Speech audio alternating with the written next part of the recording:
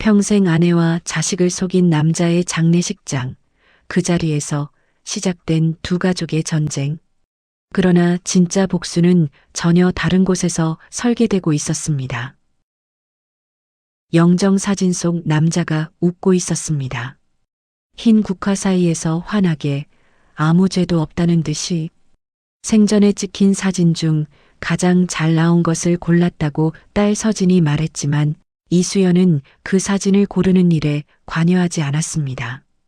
수의를 고르는 일도, 관을 정하는 일도, 영정 사진을 고르는 일도 모두 딸에게 맡겼습니다. 중요한 결정들은 항상 다른 사람이 했고 이수연은 그 옆에서 조용히 따라갔습니다. 30년을 그렇게 살았으니 장례식쯤은 그 방식대로 치르는 것이 맞다고 생각했습니다. 조문객들이 이른 아침부터 줄을 이었습니다. 이수연은 그 손을 하나씩 잡고 허리를 숙이고 감사합니다. 고맙습니다. 그 말을 반복했습니다. 61년을 살고 간 남편의 장례식 첫날, 그녀는 단 한 번도 울지 않았습니다. 주변 사람들은 그것을 두고 너무 강한 사람이라고 수군댔지만 실은 그냥 눈물이 나오지 않았을 뿐이었습니다. 30년을 살았는데 눈물이 나오지 않는다는 것이 무슨 의미인지 이수연 자신도 알고 싶지 않았습니다. 딸 김서진은 어머니 옆에 서서 조문객을 맞았습니다. 29살 아버지와 닮은 이마를 가진 아이. 그 이마가 싫어서 평생 앞머리를 내려덮고 살았지만 오늘만큼은 머리를 뒤로 묶었습니다. 어릴 때부터 집에 잘 없었던 아버지, 있어도 없는 것 같았던 아버지였지만 그래도 장례식이니 그 정도 예의는 갖춰야 한다고 스스로에게 말했습니다. 문제는 오후 2시에 시작됐습니다. 점심 조문이 마무리되고 짧은 공백이 생긴 그 틈에 입구 쪽에서 낯선 여자가 들어왔습니다. 검은 옷을 입고 있었고 나이는 40 중반쯤으로 보였습니다. 얼굴에는 화장기가 거의 없었고 눈밑이 짙게 부어 있었습니다. 오래 울었거나 오래 잠을 못 잔 사람의 얼굴이었습니다. 그 옆에는 키가 크고 어딘가 낯이 익은 청년이 함께였습니다. 25에서 27쯤 돼 보였고 검은 정장이 몸에 잘 맞지 않는 것으로 보아 급히 구해 입은 옷 같았습니다. 두 사람은 들어오자마자 아는 사람을 찾거나 자리를 살피지 않았습니다. 곧장 분향대 쪽으로 걸어갔습니다. 두 사람은 조물록에 이름을 적지 않았습니다. 그게 첫 번째 이상한 점이었습니다. 여자가 향에 불을 붙이는 순간 이수연의 시선이 처음으로 고정됐습니다. 손이 떨리지 않았습니다. 처음 와본 자리에서 그렇게 태어날 수 있는 사람은 없었습니다. 두 손을 모아 절을 올리는 그 자세가 마치 오래 알아온 사람을 보내는 것 같았습니다. 의례적인 조문이 아니었습니다. 진짜 이별이었습니다. 서진은 청년의 얼굴을 봤습니다. 그리고 멈췄습니다. 이마였습니다. 자신이 앞머리로 덮고 사는 바로 그 이마. 눈썹 위로 곱게 뻗은 선이 영정 사진 속 아버지의 것과 정확히 같았습니다. 서진은 눈을 한번 감았다가 떴습니다. 착각이기를 바랐습니다. 그러나 청년의 이마는 여전히 그대로였습니다. 여자가 일어서며 이수연 쪽을 향해 고개를 돌렸습니다. 두 사람의 시선이 마주쳤습니다. 이수연은 아무 말도 하지 않았습니다. 여자도 마찬가지였습니다. 그런데 여자의 눈에는 묘한 것이 있었습니다. 미안함도 아니고 당당함도 아니었습니다.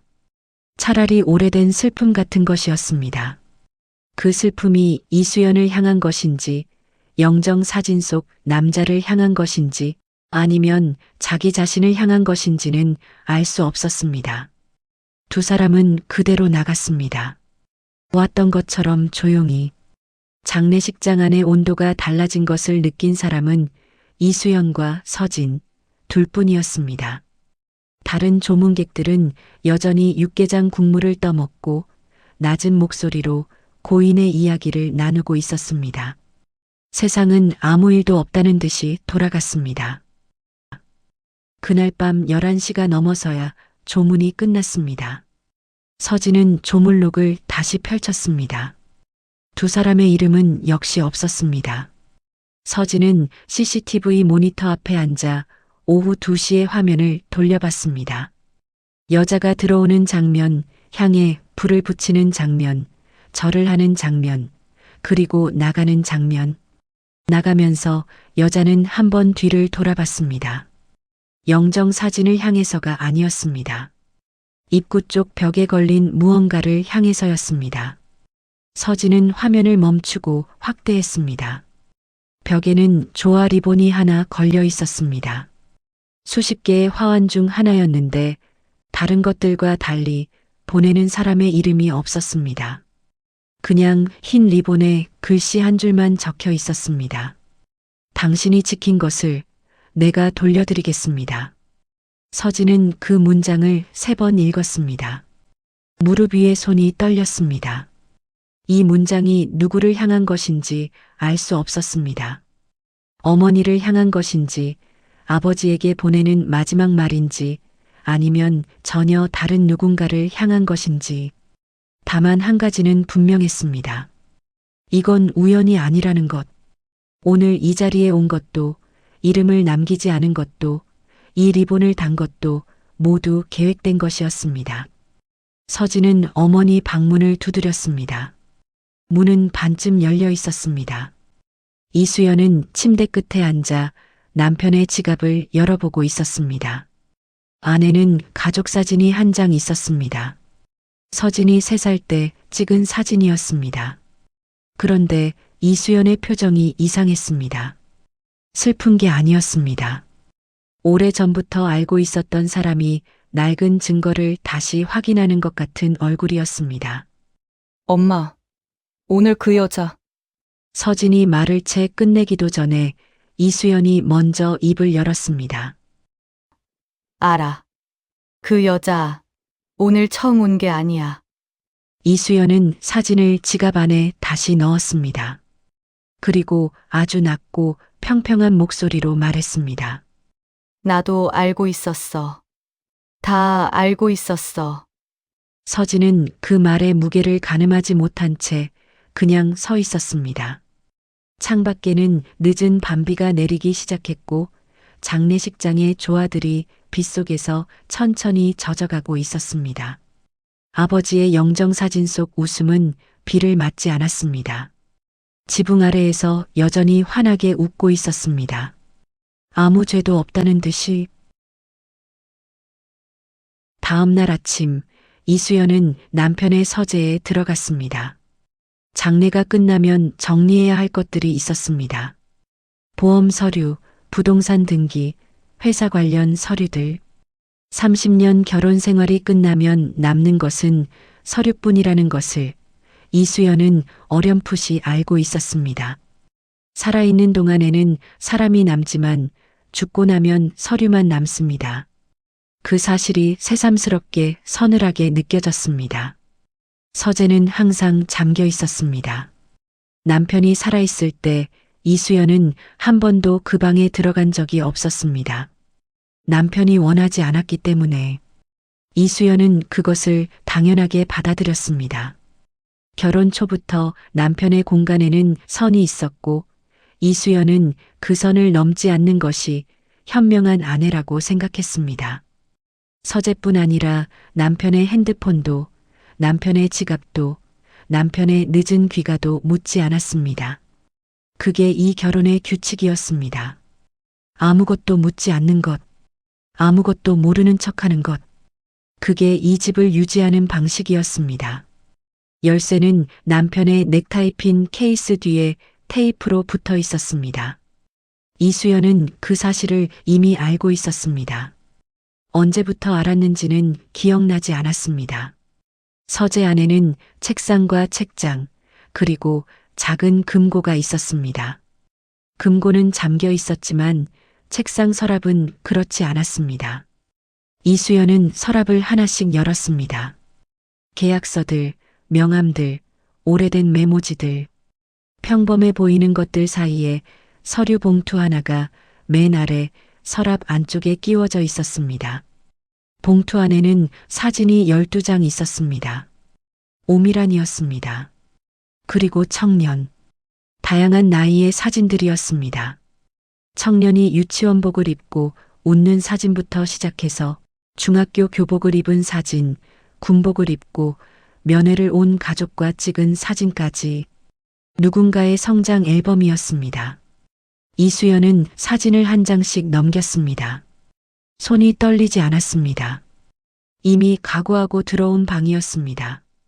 마지막 사진에는 세 사람이 있었습니다.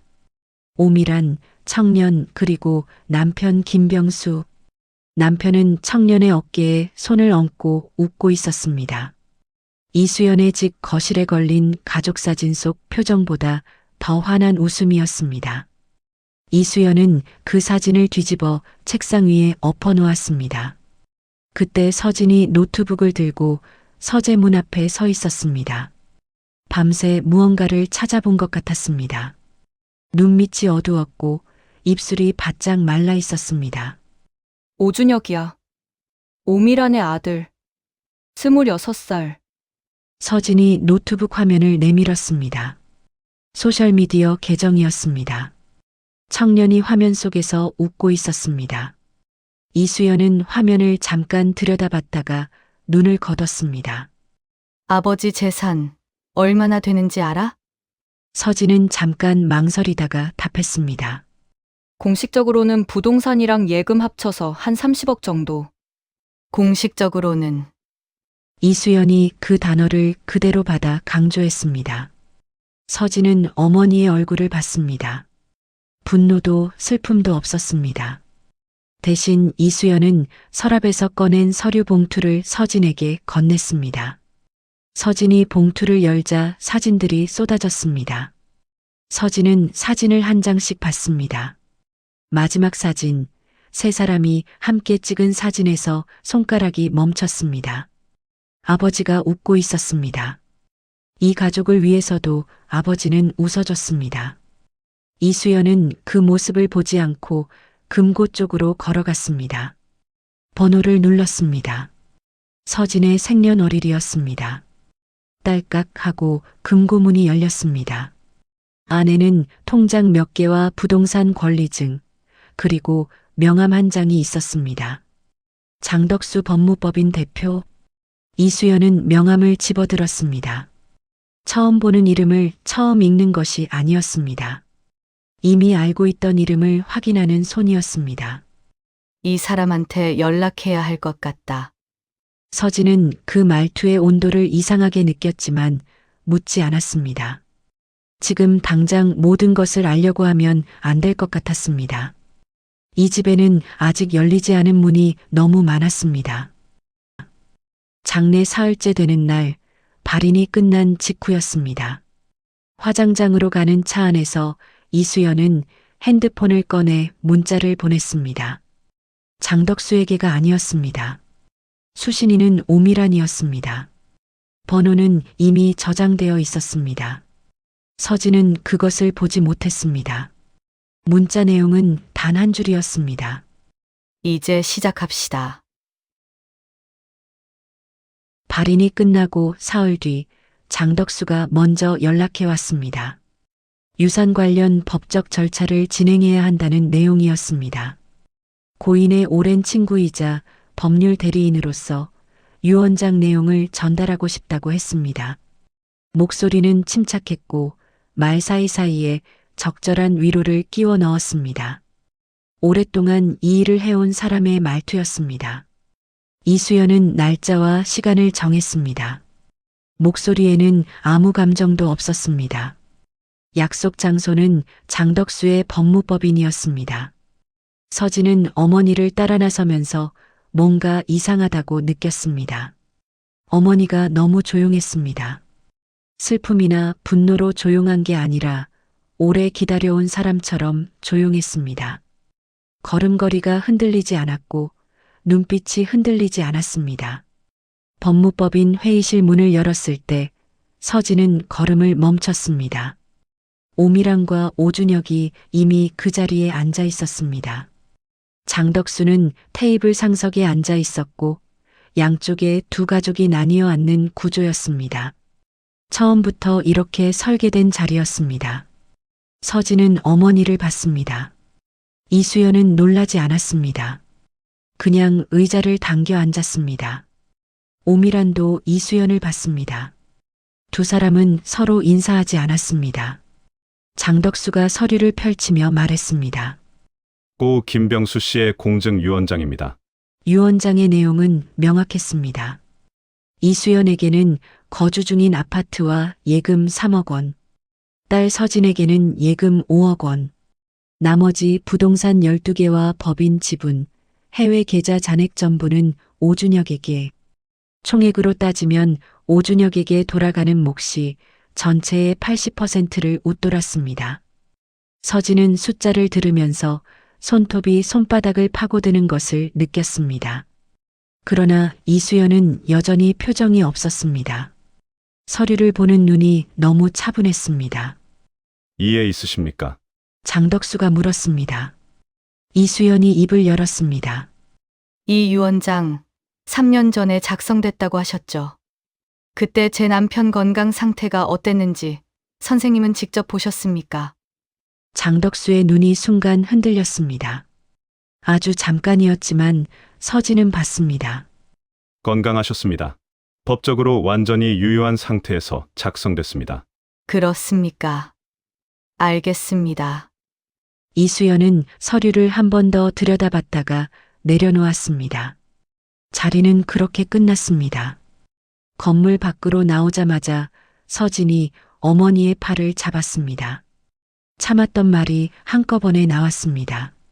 30년을 내조했는데 3억이냐고, 그 여자 아들한테 다 넘어가는 게 말이 되냐고, 법적으로 싸워야 하지 않냐고. 이수연은 걷던 발을 멈추지 않았습니다. 다 알고 있기 때문에 아무 말도 안 한 거야. 그것이 어머니가 말한 전부였습니다. 서진은 이해할 수 없었습니다. 화가 나지 않는 건지, 이미 화가 끝난 건지, 아니면 전혀 다른 무언가를 보고 있는 건지. 다만 이수연의 걸음걸이는 패배한 사람의 것이 아니었습니다.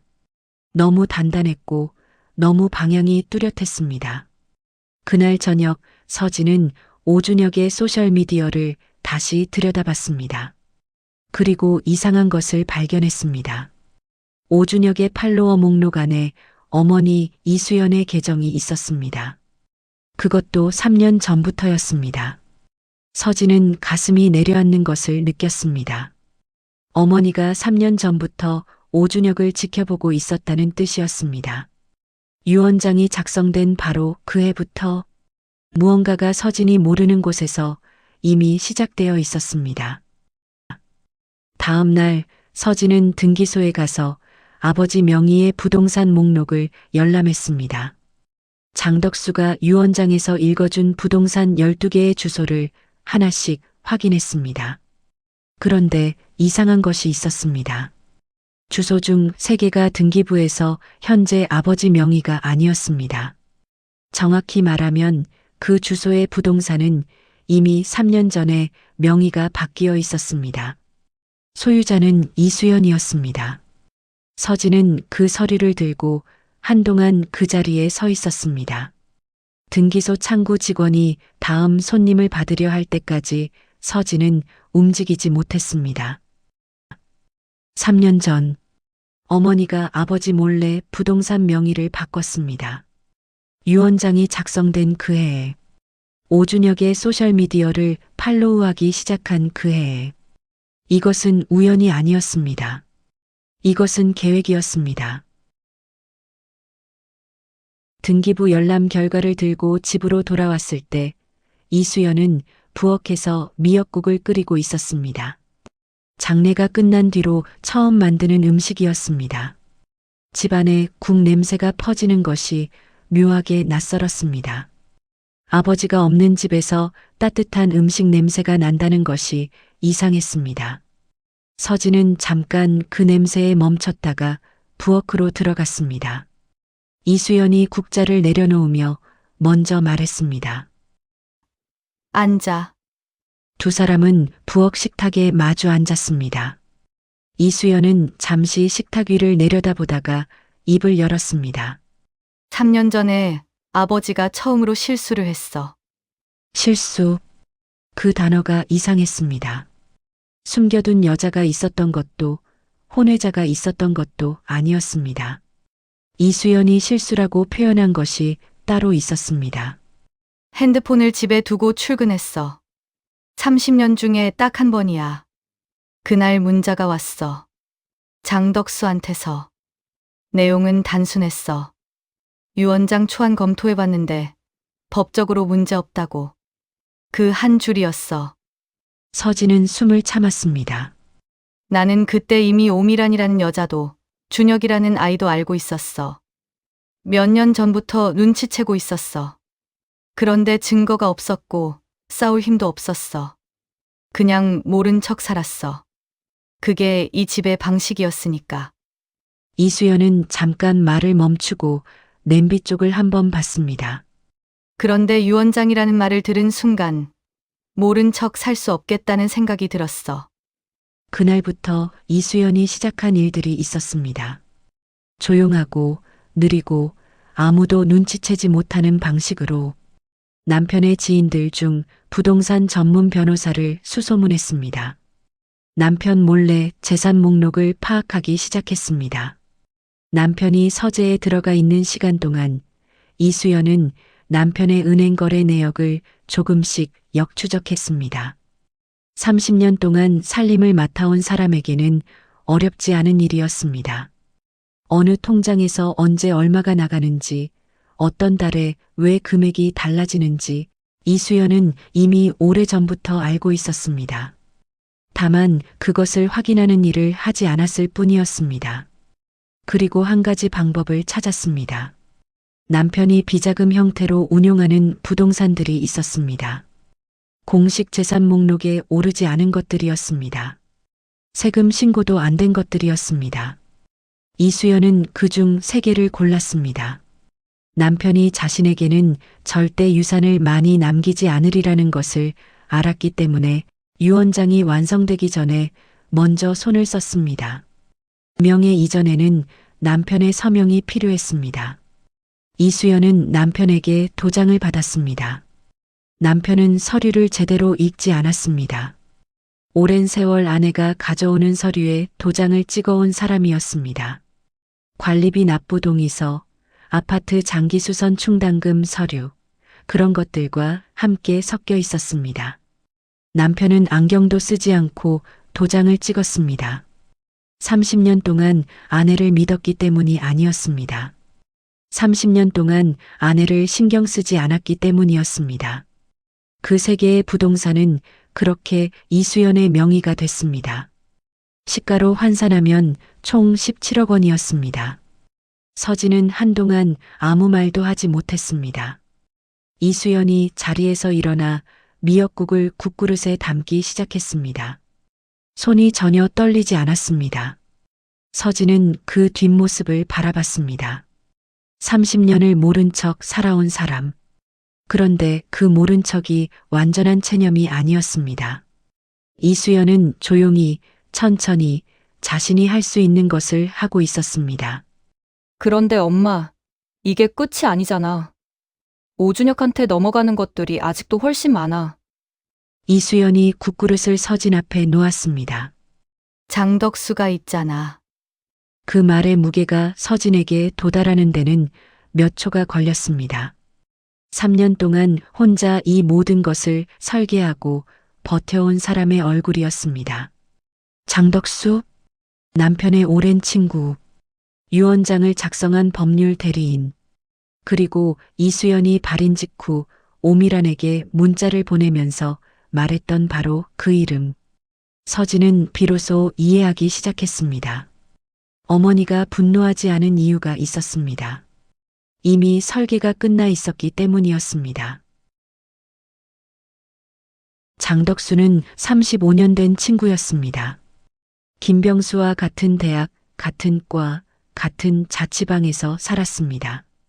김병수가 건설사에서 승진을 거듭하는 동안 장덕수는 법무법인을 키웠고 두 사람은 서로의 재산과 비밀을 공유해온 관계였습니다. 유언장을 작성한 것도 장덕수였고 오미란과의 관계를 법적으로 정리해준 것도 장덕수였습니다. 오준혁의 출생신고 절차를 도운 것도 해외 계좌 개설을 자문해준 것도 장덕수였습니다. 그는 이 모든 것의 중심에 있었습니다.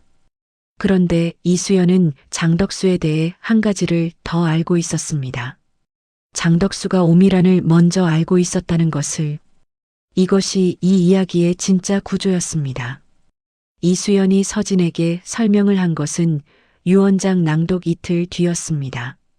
두 사람은 부엌 식탁에 앉아 있었고 이수연의 앞에는 오래된 수첩 한 권이 놓여 있었습니다. 3년 동안 이수연이 직접 기록해온 것들이었습니다. 날짜, 금액, 이름, 거래 내역, 인물관계. 작은 글씨로 빽빽하게 채워진 페이지들이었습니다. 오미라는 원래 장덕수의 여자였습니다. 15년 전 장덕수가 이혼하면서 관계가 정리됐습니다. 그 이후 오미라는 김병수에게 접근했습니다. 장덕수의 소개였습니다. 김병수는 그것을 우연한 만남이라고 믿었지만 이수연은 3년 전 서랍에서 찾아낸 오래된 사진 한 장으로 그 구조를 파악했습니다. 사진 뒷면에 날짜와 함께 장덕수의 이름이 적혀 있었습니다. 오미라는 도구였습니다.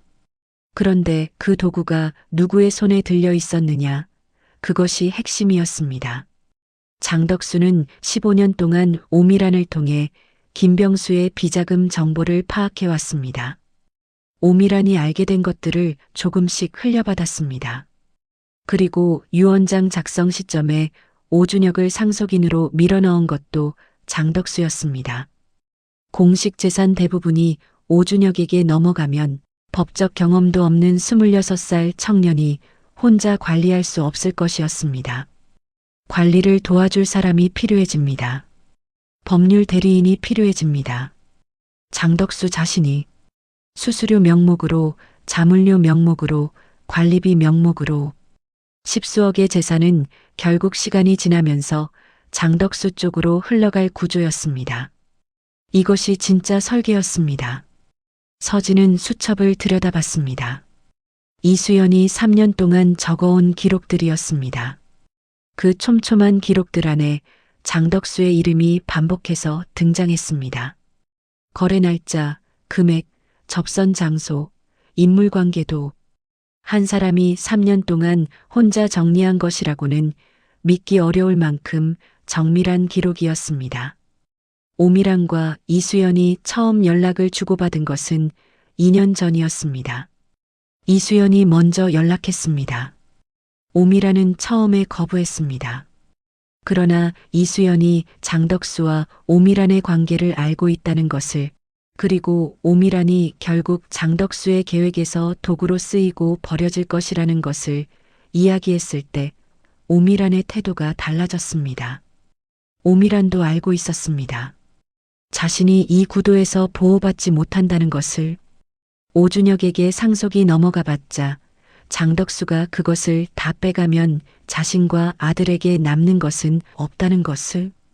15년 전 장덕수가 자신을 이용하고 버린 것처럼 이번에도 그렇게 될 것이라는 것을. 오미라는 그것을 느끼고 있었지만 혼자서는 할 수 있는 것이 없었습니다. 두 여자는 그렇게 2년 동안 천천히 움직였습니다. 이수연은 먼저 3개의 부동산 명의를 자신 앞으로 넘겼습니다. 오미라는 김병수의 해외 계좌 정보를 확보했습니다. 김병수가 생전에 오미란에게 알려준 계좌였습니다. 오준혁이 25이 되던 해에 일부를 이체할 수 있도록 권한을 설정해 두었다고 했습니다. 그 계좌의 잔액은 22억이었습니다. 유언장이 공개되기 일주일 전 오미란은 그 계좌의 잔액을 다른 계좌로 이전했습니다. 오미란 자신의 이름이 아닌 두 사람이 함께 만든 계좌로. 수익자는 오미란과 이수연, 두 사람이었습니다. 장덕수는 그 사실을 몰랐습니다. 유 원장이 공개된 시점에 장덕수가 손에 쥐고 있다고 믿었던 해외 계좌는 이미 비어 있었습니다. 오준혁에게 남은 것은 국내 부동산 9개뿐이었습니다. 3개는 이미 이수연 명의였고 해외 계좌는 사라졌습니다. 9개의 부동산 중 4개는 담보대출이 설정되어 있어 실질 자산 가치가 절반 이하였습니다. 장덕수가 착복할 수 있다고 계산했던 수십억은 처음부터 거기 없었습니다. 그리고 마지막 장치가 하나 더 있었습니다. 이수연은 장덕수의 35년치 거래 기록을 갖고 있었습니다. 김병수의 비자금을 관리하면서 적게는 수백만, 많게는 수천만씩 빼돌린 내역들. 법적으로 문제가 될 수 있는 항목들이 여러 개였습니다. 이수연은 그 자료 일체가 어딘가에 보관되어 있다는 사실을 직접 만나지 않고 편지 한 통으로 장덕수에게만 조용히 알렸습니다. 그 이후 장덕수는 연락하지 않았습니다. 서진은 식탁에 앉아 창밖을 바라봤습니다. 봄이 시작되고 있었습니다. 아버지가 없는 첫 번째 봄. 어머니는 부엌에서 빈 냄비를 헹구고 있었습니다. 뒷모습이 평온했습니다. 30년을 버텨온 사람의 어깨는 그렇게 생긴 것이구나. 서진은 생각했습니다. 엄마는 아버지 원망 안 해? 이수연은 물을 잠그고 행주로 손을 닦았습니다. 오랫동안 대답이 없었습니다. 원망하면 뭐가 달라지냐? 그것이 마지막 말이었습니다. 창밖에서 봄바람이 불었습니다. 어딘가 장례식장 담장 위에 아직 남아있을 조화 리본 하나가 그 바람에 흔들리고 있을 것이었습니다. 당신이 지킨 것을 내가 돌려드리겠습니다. 오미란이 그 리본을 단 것인지 아니면 이수연이 미리 부탁한 것인지 서진은 끝내 묻지 않았습니다. 어떤 이야기는 결말을 알면 오히려 가벼워집니다. 이 이야기의 무게는 모르는 채로 두는 것이 나았습니다. 두 여자가 선택한 방식이 옳은 것인지 그른 것인지 그것을 판단하는 것은 이 이야기를 들은 사람의 몫이었습니다. 봄은 그렇게 왔습니다. 아무것도 묻지 않고 아무것도 따지지 않고